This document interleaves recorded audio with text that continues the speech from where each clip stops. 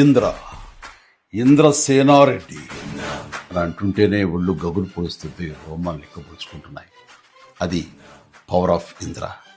అలాంటి powerful cinema, పెద్ద success సాధించిన సినిమా ఇంద్ర. అంతటి ప్రజాదరణ పొందటానికి ప్రధానమైన కారణం ఆ చిత్ర కథ.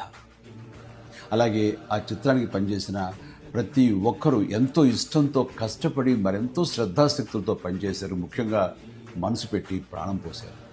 కాబట్టి ఇప్పటికీ ఇంద్ర గురించి, ఇంద్ర అందించిన ఘన విజయం గురించి, ఆ చిత్రంలోని ఫ్రేమ్ గురించి మాట్లాడుకుంటూనే ఉన్నాం. ఏ సీన్ నుంచి మనం చూడటం మొదలుపెట్టినా సరే చివరి వరకు చూడందే అక్కడి నుంచి మనం కదలేము. అలా ఉంటుంది ఆ కథలోని పట్టు బిగు.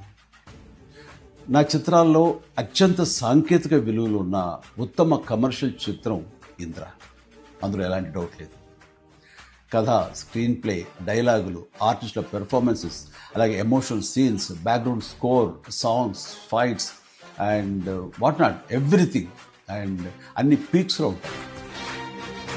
ఒక మాటలో చెప్పాలంటే కమర్షియల్ చిత్రానికి పర్ఫెక్ట్ నిర్వచనం ఇంద్ర.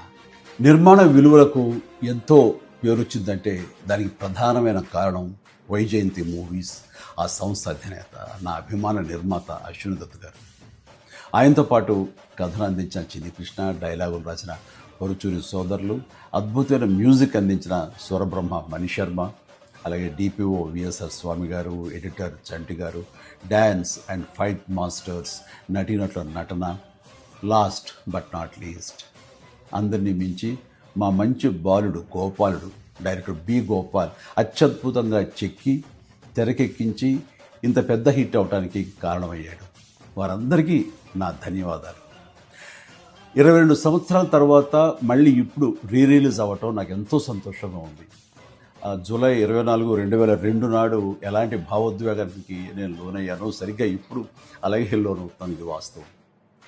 ఈ నూతన జనరేషన్కి ఈ సినిమాను పెద్ద స్క్రీన్ మీద చూపించాలన్న ఆలోచన వచ్చి నా పుట్టినరోజు నాడు గిఫ్ట్గా అందిస్తున్న స్వప్న దత్తుకి, అలాగే తన సోదరి ప్రియాంక దత్తుకి నేను ప్రత్యేకించి నా హృదయపూర్వక అభినందనలు తెలియజేస్తున్నాను.